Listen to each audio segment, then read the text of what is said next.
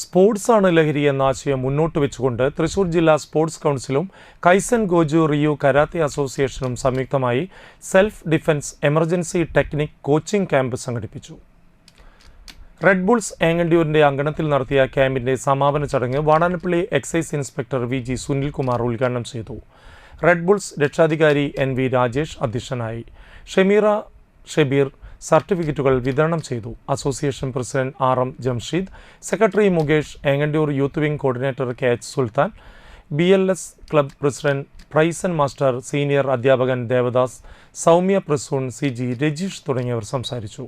ട്രെയിനർമാരായ KV Vipin, KK Shantakumar, Vishnu TA Atulkumar, Jithesh K Vijayan, PS ആർദ്ര, TR Gokul എന്നിവർ ക്യാമ്പിന് നേതൃത്വം നൽകി. അതിനെതിരെ നമ്മുടെ ഭരണകൂടം പലവിധ പരിപാടികളും ആസൂത്രണം ചെയ്തുകൊണ്ട് ഇതിനെ ഈ സമൂഹത്തിൽ നിന്ന് തന്നെ ഇല്ലായ്മ ചെയ്യുവാനായിട്ട് പരിപാടികൾ നടന്നു വന്നുകൊണ്ടിരിക്കുകയാണ്. അങ്ങനെയൊക്കെ സ്പോർട്സാണ് ലഹരി എന്ന ഒരു സംരംഭവുമായി പല സ്ഥലങ്ങളിലും ഇങ്ങനെ ക്യാമ്പുകൾ സംഘടിപ്പിച്ചിരിക്കുകയാണ്.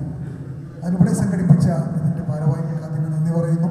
അതോടൊപ്പം തന്നെ സ്പോർട്സിലൂടെ നിങ്ങളുടെ ഈ ലഹരി മാറ്റി നിർത്താൻ നിങ്ങൾക്ക് എല്ലാവർക്കും സാധിക്കട്ടെ എന്ന് ഞാൻ ആശംസിക്കുന്നു.